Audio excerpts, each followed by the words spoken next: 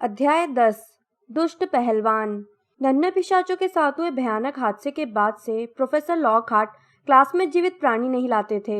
इसके बजाय अब वे विद्यार्थियों के सामने अपनी किताबों के अंश पढ़ा करते थे और कई बार कुछ अधिक नाटकीय अंशों का अभिनय करके भी दिखाते थे।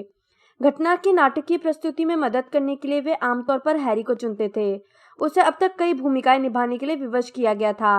हैरी ट्रांसल्वेनिया का वह देहाती बना था जिसे लॉकहार्ट ने बकबकाने के शाप से मुक्ति दिलाई थी। उसने उस हिममानव की भूमिका निभाई थी जिसे दिमागी सर्दी हो गई थी। उसने उस खून पीने वाले पिशाच का अभिनय किया था जो लॉकहार्ट से मुकाबला करने के बाद से सलाद पत्ती के सिवाय कुछ भी नहीं खा पाता है। गुप्त कलाओं से रक्षा की अगली क्लास में भी हैरी को सामने बुलाया गया। इस बार उसे आदम भेड़िया का अभिनय करना था। अगर उसके पास लॉकहार्ट को खुश रखने का बहुत अच्छा कारण नहीं होता तो उसने यह भूमिका निभाने से इनकार कर दिया होता। थोड़ा जोर से अच्छी तरह चिल्लाओ हैरी, हाँ ऐसे, और फिर विश्वास करें मैं यूं झपटा, इस तरह उसे फर्श पर पटक दिया, ऐसे। एक हाथ से मैंने उसे नीचे दबा के रखा था, दूसरे हाथ से मैंने उसके गले पर अपनी छड़ी रखी, फिर मैंने अपनी बची हुई ताकत बटोरी और बहुत ही जटिल विवशीकरण मंत्र का प्रयोग किया। वह दर्द से कराहने लगा। करते रहो हैरी, इससे भी तेज आवाज में। अच्छा। उसके बाल गायब हो गए, दांत छोटे हो गए और वह एक बार फिर इंसान बन गया। आसान परंतु सफल। एक और गांव मुझे हमेशा के लिए एक हीरो के रूप में याद रखेगा क्योंकि मैंने उन्हें आदम भेड़िए के हर महीने के आतंक से बचाया था। घंटी बजी और लॉकहार्ट खड़े हो गए। होमवर्क, मैंने वेगा वेगा आदम भेड़िए को जिस तरह हराया था उसके बारे में कविता लिखो। सबसे अच्छी कविता लिखने वाले को पुरस्कार में मेरी किताब मेरा जादू ऑटोग्राफ सहित मिलेगी। विद्यार्थी क्लास से बाहर निकलने लगे। हैरी वापस क्लास में लौटा जहां रॉन और हरमाइनी इंतजार कर रहे थे। तैयार हो? हैरी बुदबुदाया। जब तक सब लोग चले नहीं जाते तब तक रुको, हरमाइनी ने घबराते हुए कहा। ठीक है। वह लॉकहार्ट की टेबल के पास पहुंची। उसने अपने हाथ में कागज का टुकड़ा कसकर पकड़ रखा था। हैरी और रॉन उसके ठीक पीछे थे। प्रोफेसर लॉकहार्ट, हरमाइनी ने अटकते हुए कहा, मैं चाहती थी कि मैं लाइब्रेरी से यह किताब निकलवा कर पढ़ लूं, सिर्फ ज्ञान बढ़ाने के लिए।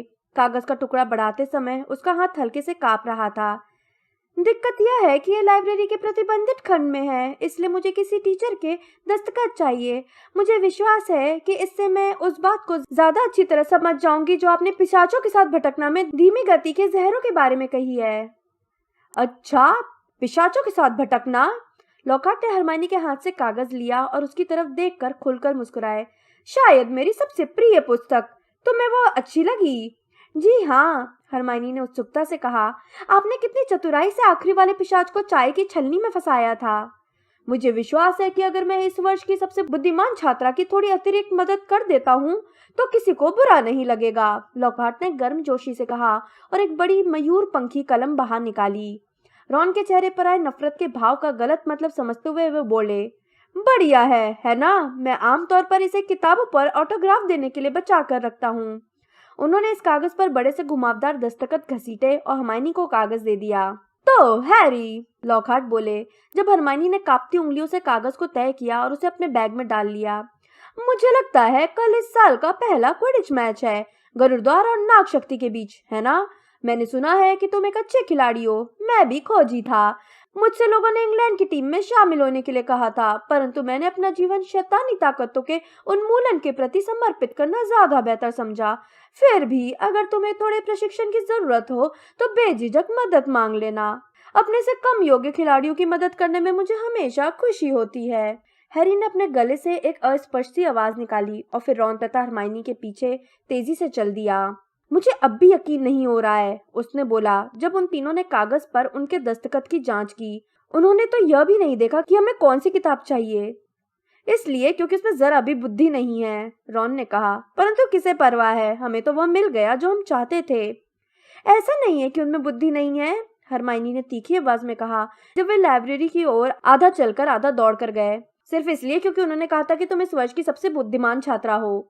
जब वे लाइब्रेरी की खामोशी में दाखिल हुए तो उन्होंने अपनी आवाजें धीमी कर ली। लाइब्रेरियन मैडम पिंस दुबली और चिड़चिड़ी महिला थी जो कुपोषण के शिकार गिद्ध की तरह दिखती थी। सबसे शक्तिशाली काढ़े, उन्होंने शंका भरे स्वर में दोहराया और हरमाइनी के हाथ से कागज लेने की कोशिश की, परंतु हरमाइनी कागज छोड़ने को तैयार नहीं थी। उसने हंसते हुए कहा, मैं सोच रही थी क्या मैं इसे रख सकती हूँ। रहने भी दो। रॉन ने हरमाइनी से वो कागज छुड़ाया और उसे मैडम पिंस को दे दिया। हम तुम्हारे लिए एक और ऑटोग्राफ ले लेंगे। लॉकहार्ट किसी भी चीज पर ऑटोग्राफ दे देंगे, बशर्ते वो कुछ देर स्थिर रहे। मैडम पिंस ने कागज को रोशनी में देखा, जैसे उन्होंने जालसाजी पकड़ने की ठान ली हो, परंतु कागज उनकी परीक्षा में खरा उतरा। वे ऊंची अलमारियों के बीच में चलते हुए दूर गईं और कुछ मिनट बाद एक बड़ी तथा पुरानी सी दिखने वाली किताब के साथ लौटी। हरमाइनी ने उसे सावधानी से अपने बैग में रख लिया। लाइब्रेरी से लौटते समय वे कोशिश कर रहे थे कि वे ज्यादा तेज न चले या फिर ऐसे न दिखें जैसे वह कोई अपराध कर रहे हों। 5 मिनट बाद वे एक बार फिर मायूस मीना के बाथरूम में पहुंच गए थे। हरमाइनी ने रॉन की आपत्तियों को ठुकराते हुए कहा कि यहाँ पर एकांत की गारंटी थी, क्योंकि जिसका दिमाग सही तरीके से काम करता होगा वो यहाँ कभी नहीं आएगा। मायूस मीना अपने टॉयलेट में जोर जोर से रो रही थी, परंतु उन्होंने मीना को नजरअंदाज कर दिया और मीना ने उन्हें। हरमाइनी ने सावधानी से सबसे शक्तिशाली काढ़े नामक किताब को खोला। वे तीनों नमी के कारण धब्बेदार हो चुके पन्नों को झुककर पढ़ने लगे। एक नजर में ही वे समझ गए कि इस किताब को प्रतिबंधित खंड में क्यों रखा गया था। इसमें दिए गए कुछ काढ़ों के प्रभाव तो इतने ज्यादा विभत्स थे कि उनकी कल्पना भी नहीं की जा सकती थी, और इन्हें पीने के बाद होने वाली पीड़ा को दर्शाने वाले कई चित्र भी थे, जिनमें एक ऐसे व्यक्ति का चित्र भी शामिल था जिसके शरीर के अंदरूनी हिस्से बाहर आते दिख रहे थे। इसके अलावा एक जादूगरनी का भी चित्र था जिसके सिर से कुछ अतिरिक्त हाथ उगाए थे। जब हरमाइनी को भेसबदल काढ़े शीर्षक वाला पृष्ठ मिला तो उसने रोमांचित स्वर में कहा, यह रहा। इसमें ऐसे लोगों की तस्वीरें थी जो रूपांतरित होने की प्रक्रिया के अधबीच में थे। हैरी को सचमुच आशा थी कि कलाकार ने उनके चेहरे पर गहरा पीड़ा के भाव की कुछ ज्यादा ही कल्पना कर ली होगी। यह मेरे द्वारा देखा गया सबसे जटिल काढ़ा है, हरमाइनी ने कहा जब उन्होंने इसे बनाने की विधि पर एक नजर डाली। पतंगे, जोंके, गलाने वाला पौधा और गांठदार घास। वो अपनी उंगली तत्वों की सूची पर नीचे लाते हुए बुदबुदाई। ये तो आसानी से मिल जाएंगे। ये विद्यार्थियों के सामान वाली अलमारी में रखे हैं, हम वहां से निकाल सकते हैं। परंतु इधर देखो, बाइकॉन के सिंग का चूर्ण, क्या पता हमें यह कैसे मिलेगा। बूम स्लैंग सांप की कैंचुली, यह मिलना भी मुश्किल है। और जाहिर है उस व्यक्ति की कोई चीज जिसका रूप हम धारण करना चाहते हैं। क्या कहा? रॉन ने तीखे स्वर में कहा।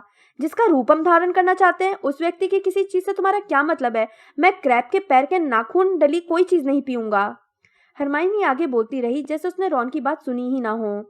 इस वक्त हमें उस बारे में चिंता करने की कोई जरूरत नहीं है, क्योंकि हम इन चीजों को सबसे अंत में मिलाएंगे। रॉन अवाक होकर हैरी की तरफ मुड़ा, जिसे एक और चिंता सता रही थी। हरमाइनी, क्या तुम्हें एहसास है कि हमें कितनी सारी चीजें चुराना पड़ेंगी? ये तो तय है कि बूम स्लैग सांप की केचुली विद्यार्थियों के सामान वाली अलमारी में नहीं है, तो हम क्या करेंगे? स्नेप की अलमारी से चुराएंगे? मुझे नहीं लगता कि यह अच्छा विचार है। हरमाइनी ने झटके के साथ किताब बंद कर दी। अच्छा, अगर तुम दोनों डरकर भागना चाहते हो तो ठीक है, उसने कहा।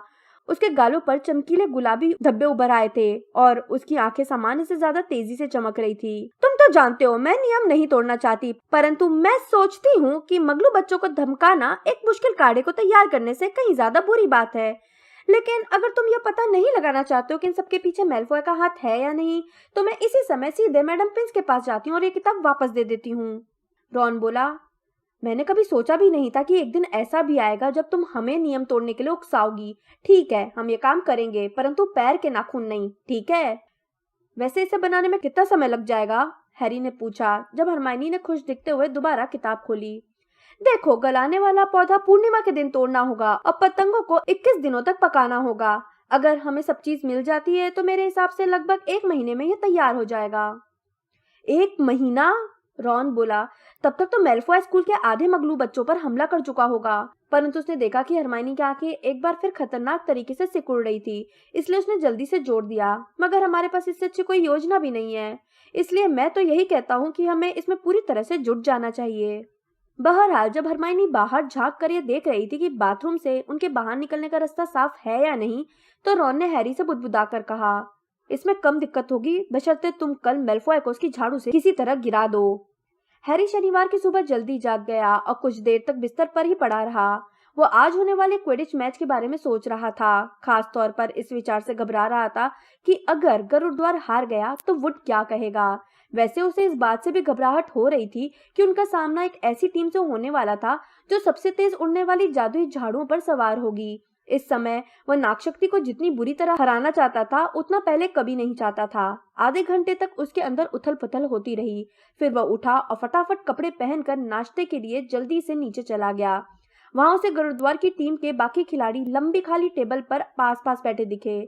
सबके सब तनाव में दिख रहे थे और ज्यादा बातें नहीं कर रहे थे। जब 11 बजे का समय करीब आया तो पूरा स्कूल क्विडिच स्टेडियम की तरफ जाने लगा।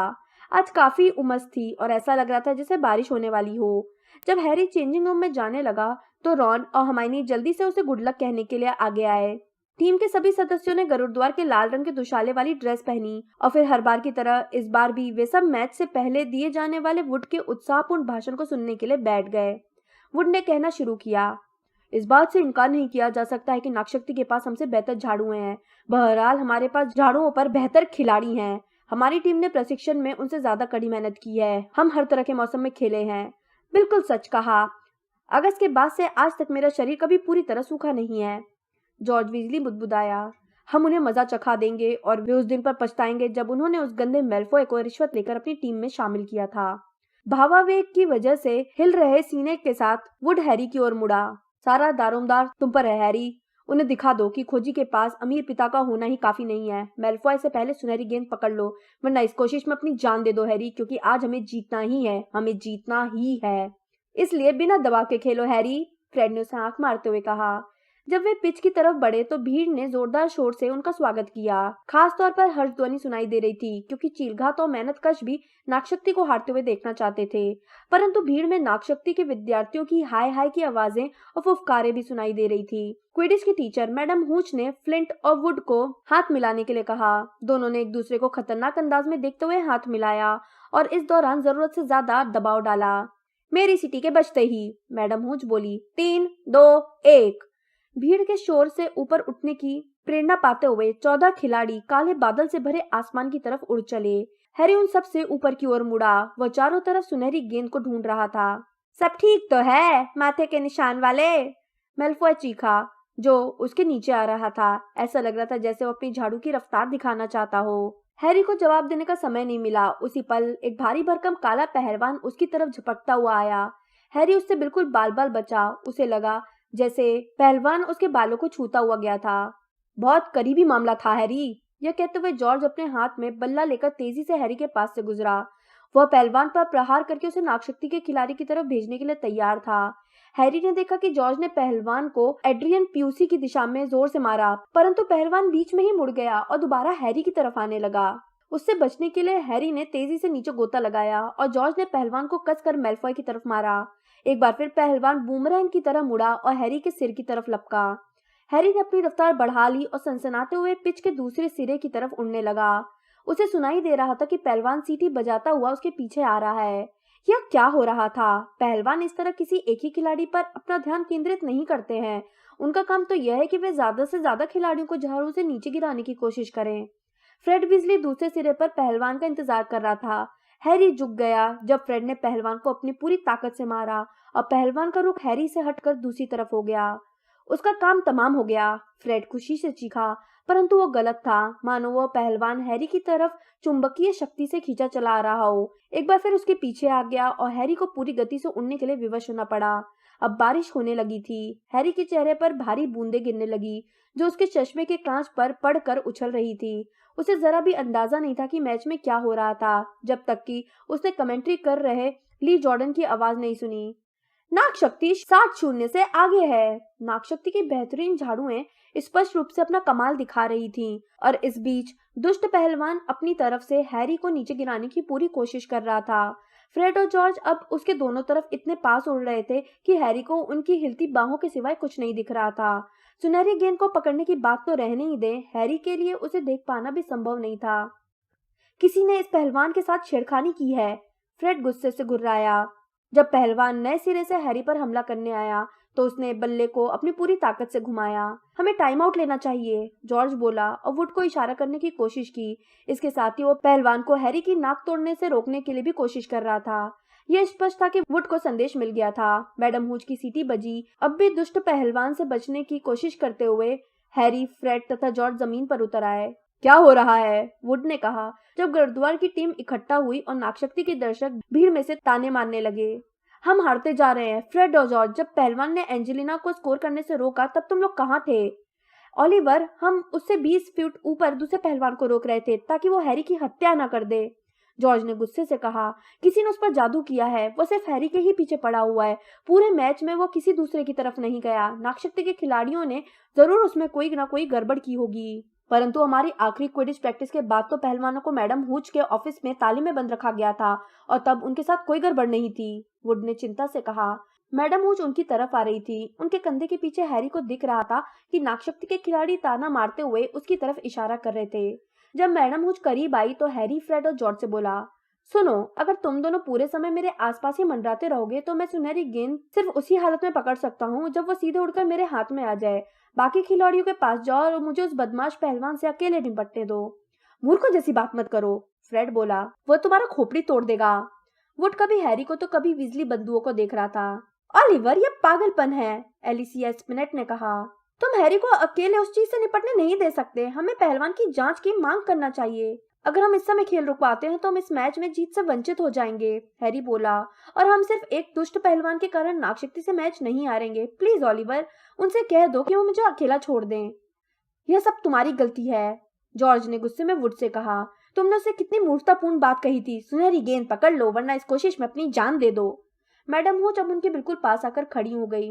दोबारा खेल शुरू करने के लिए तैयार हो? उन्होंने वुड से पूछा। वुड को हैरी के चेहरे पर संकल्प का भाव दिखा। वह बोला, ठीक है फ्रेड और जॉर्ज, तुम लोगों ने हैरी की बात सुन ली है। उसे अकेला छोड़ दो और उसे खुद ही पहलवान से निपटने दो। बारिश अब और भी तेज हो गई थी। मैडम हुच की सीटी बजने पर हैरी हवा में तेजी से उड़ा और उसने अपने पीछे आते पहलवान की जोरदार सनसनाहट सुनी। हैरी और ऊंचाई की तरफ उड़ चला। उसने तेजी से चक्कर काटे, एकाएक ऊपर नीचे घूमा, आड़ा तिरछा उड़ा और कभी सीधे कभी उल्टा हुआ। इस वजह से उसे हल्के से चक्कर आने लगे। बहरहाल उसने अपनी आंखों को चौड़ा करके खोल रखा था। बारिश उसके चश्मे को धुंधला कर रही थी और उसके नथुनों के अंदर घुस रही थी, क्योंकि वह पहलवान के खतरनाक हमले से बचने के लिए उल्टा लटक रहा था। उसे दर्शकों की हंसी की आवाज भी सुनाई दे रही थी। वह जानता था कि उसकी हरकतें मूर्खतापूर्ण दिख रही होंगी, परंतु वह यह भी जानता था कि बदमाश पहलवान भारी था, इसलिए वह उतनी तेजी से दिशा नहीं बदल सकता था जितनी तेजी से हैरी बदल सकता था। हैरी स्टेडियम के चारों तरफ ऊपर नीचे होते हुए उड़ा। वह बारिश की चांदी जैसी चादर के बीच से गुरुद्वार के गोल की तरफ देख रहा था, जहां एड्रियन प्यूसी वुड के पार जाने की कोशिश कर रहा था। हैरी के कान में बजी एक सीटी की आवाज ने उसे बताया कि पहलवान एक बार फिर उसे टकराते टकराते बचा था। हैरी एकदम पलटा और तेजी से विपरीत दिशा में चल दिया। जब हैरी को बीच हवा में पहलवान से बचने के लिए मजबूरन एक मूर्खतापूर्ण चक्कर लगाना पड़ा तो मैल्फॉय चिल्लाया, नाच रहे हो क्या पॉटर? हैरी तेजी से उड़ने लगा। पहलवान उसके कुछ फुट पीछे था और फिर जब उसने नफरत और गुस्से से मैल्फॉय की तरफ देखा तो उसे सुनहरी गेंद दिख गई। वो मैल्फॉय के बाएं कान के कुछ इंच ऊपर मंडरा रही थी, परंतु मैल्फॉय को हैरी पर हंसने से फुर्सत ही नहीं थी, इसलिए वो उसे नहीं देख पाया। एक पल के लिए तो हैरी बीच हवा में ही लटका रहा। वो मैल्फॉय की तरफ तेज गति से नहीं जा सकता था। उसे डर था कि ऐसा करने पर मैल्फॉय ऊपर की ओर देख सकता है और उसे सुनहरी गेंद दिख सकती है। धाड़! वह एक सेकंड ज्यादा रुक गया था। पहलवान आखिरकार उसे टकरा ही गया। वह हैरी की कोहनी से टकराया और हैरी को अपनी बांह टूटती महसूस हुई। बांह के तेज दर्द से स्तब्ध हैरी बारिश में भीगी झाड़ू पर हल्के से एक तरफ खिसका। उसने एक घुटने से अब भी झाड़ू को जकड़ रखा था, जबकि उसकी दाईं बांह बेकार होकर लटक रही थी। पहलवान पलटकर दोबारा हमला करने आया। इस बार उसका लक्ष्य हैरी के चेहरे का कचूमर बनाना था। हैरी उसके रास्ते से हट गया। उसके सुन्न दिमाग में एक विचार दृढ़ता से जम चुका था, मैल्फॉय तक पहुंचो। दर्द और बारिश की धुंध के बीच उसने अपने नीचे चमकते तथा व्यंग से मुस्कुराते चेहरे की तरफ गोता लगाया और उसने देखा कि मैल्फॉय की आंख डर के मारे फैल गई थी। उसे लगा कि हैरी उस पर हमला कर रहा है। क्या कर? उसने सांस रोकते हुए कहा और हैरी के रास्ते से हट गया। हैरी ने अपने सही सलामत हाथ को अपनी झाड़ू पर से हटाया और अंधों की तरह गेंद पकड़ने के लिए हाथ बढ़ाया। उसने महसूस किया कि उसकी उंगलियां ठंडी सुनहरी गेंद पर पकड़ बना रही थी, परंतु इस कोशिश में वो अब सिर्फ अपने पैरों से झाड़ू को पकड़े था। जब वह गिरता हुआ धरती की तरफ आ रहा था और होश में बने रहने की कोशिश कर रहा था तो उसे भीड़ के चीखने की आवाजें सुनाई दी। कीचड़ उछालते हुए वह धप के साथ गिरा और झाड़ू से लुढ़क गया। उसका चोटग्रस्त हाथ एक बहुत ही अजीब कोण में लटक रहा था। दर्द से कराहते हुए उसने दूर कहीं पर बहुत सी सीटियों और तालियों के बजने की आवाजें सुनी। उसने अपने सही सलामत हाथ में पकड़ी हुई सुनहरी गेंद पर ध्यान केंद्रित किया। आहा! उसने अस्पष्टता से कहा, हम जीत गए। और फिर वो बेहोश हो गया। जब उसे होश आया तो उसके चेहरे पर बारिश की बूंदें गिर रही थीं। वह अब भी पिच पर पड़ा था और कोई उसके ऊपर झुका था। हैरी को उसके चमकते दांत दिख रहे थे। अरे नहीं, तुम नहीं, उसने दर्द से कराते हुए कहा। वह नहीं जानता कि वह क्या कह रहा है। लॉकहार्ट ने अपने और हैरी के चारों तरफ जमा धक्का मारती गुरुद्वार के विद्यार्थियों की चिंतित भीड़ को संबोधित करते हुए जोर से कहा, चिंता मत करो हैरी, मैं तुम्हारा हाथ ठीक कर दूंगा। नहीं, हैरी बोला, इसे ऐसे ही रहने दे, धन्यवाद। उसने उठकर बैठने की कोशिश की परंतु दर्द भयानक था। उसने पास से आ रही क्लिक की चिरपरिचित आवाज सुनी। उसने जोर से कहा, कॉलिन, मैं इस हालत में फोटो नहीं खिंचवाना चाहता। लेटे रहो हैरी, लॉकहार्ट ने पुचकारते हुए कहा। यह बहुत आसान मंत्र है, मैंने अनगिनत बार इसका प्रयोग किया है। हैरी ने दांत भींचते हुए कहा, आप मुझे सीधे अस्पताल क्यों नहीं जाने देते? उसे सचमुच अस्पताल जाना चाहिए प्रोफेसर, कीचड़ में लथपथ वुड ने कहा, जो मुस्कुराने से खुद को नहीं रोक पा रहा था। हालांकि उसका खोजी जमीन पर घायल पड़ा था। बहुत ही बढ़िया पकड़ा हैरी, सचमुच शानदार। मैं तो कहूंगा कि यह तुम्हारा अब तक का सर्वश्रेष्ठ प्रदर्शन था। अपने चारों तरफ खड़े लोगों के पैरों के बीच से हैरी ने फ्रेड और जॉर्ज वीजली को देखा, जो दुष्ट पहलवान को बक्से में बंद करने के लिए उससे जूझ रहे थे। पहलवान अब भी जोरदार संघर्ष कर रहा था। पीछे हट जाओ, लॉकहार्ट ने अपनी गहरी हरी आस्तीनें चढ़ाते हुए कहा। नहीं, मत करिए, हैरी ने कमजोरी से कहा, परंतु लॉकहार्ट अपनी छड़ी हिलाने लगे थे और पल भर बाद उन्होंने छड़ी हैरी के हाथ की तरफ मोड़ दी।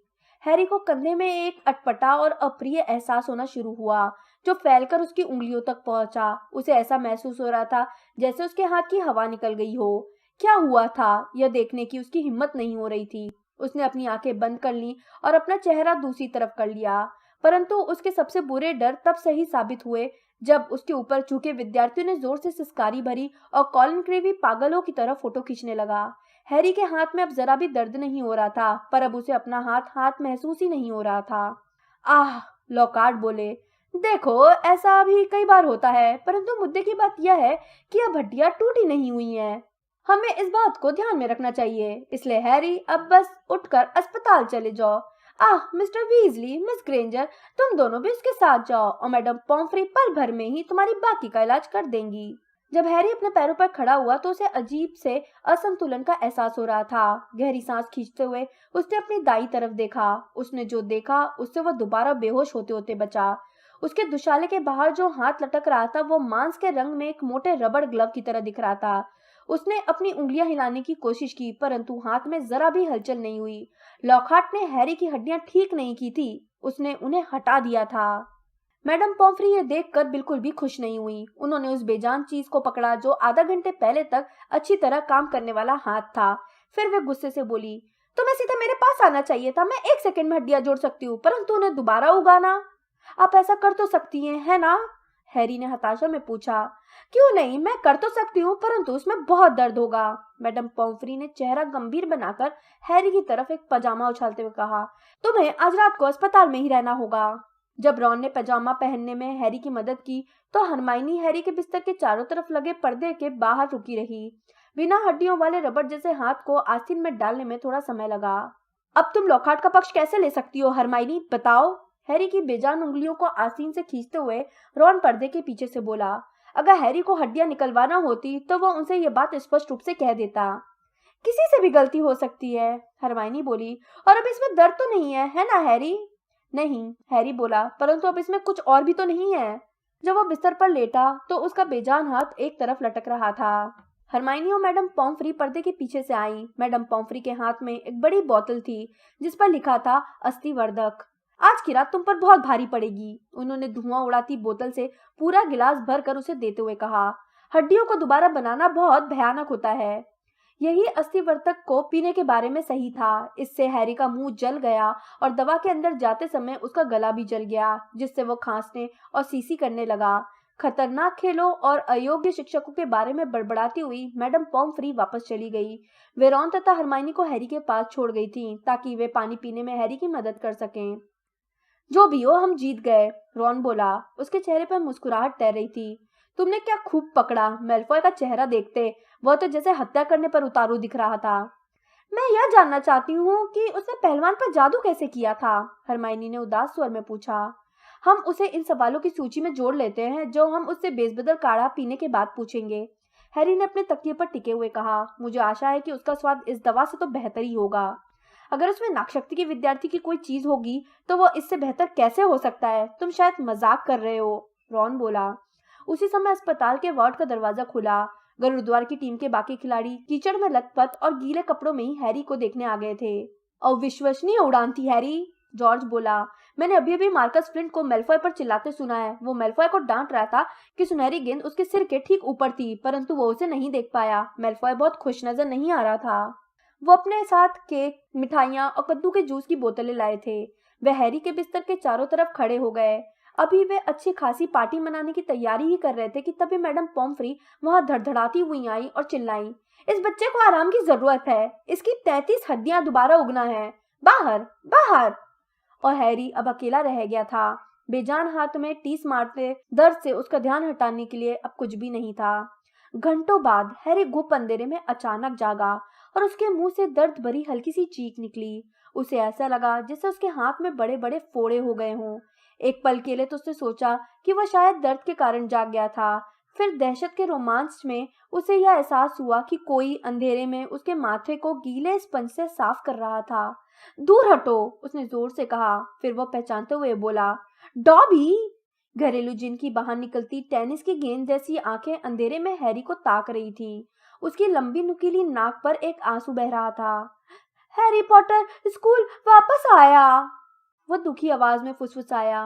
डॉबी ने हैरी पॉटर को चेतावनी दी थी, बार बार दी थी। सर, आपने डॉबी की बात क्यों नहीं मानी? जब हैरी पॉटर की ट्रेन छूट गई थी तो हैरी पॉटर वापस घर क्यों नहीं गया? हैरी जैसे तैसे अपने तकिए से टिककर बैठा और डॉबी के स्पंज को दूर हटाया। उसने पूछा, तुम यहाँ क्या कर रहे हो और तुम्हें कैसे मालूम कि मेरी ट्रेन छूट गई थी?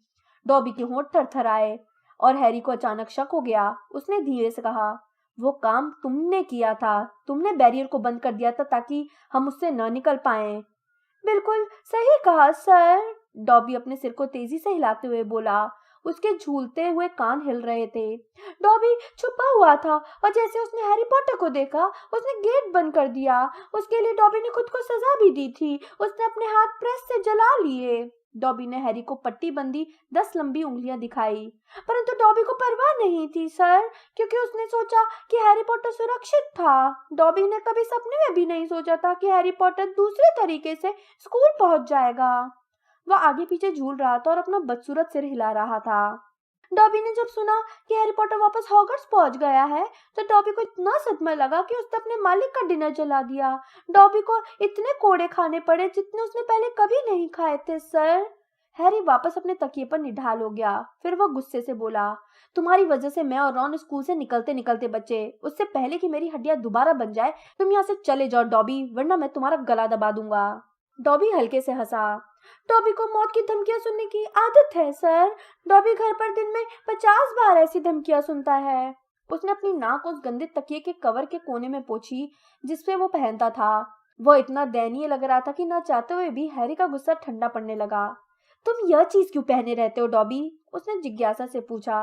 यह सर, डॉबी ने अपने तकिए के कवर को झटका देते हुए पूछा।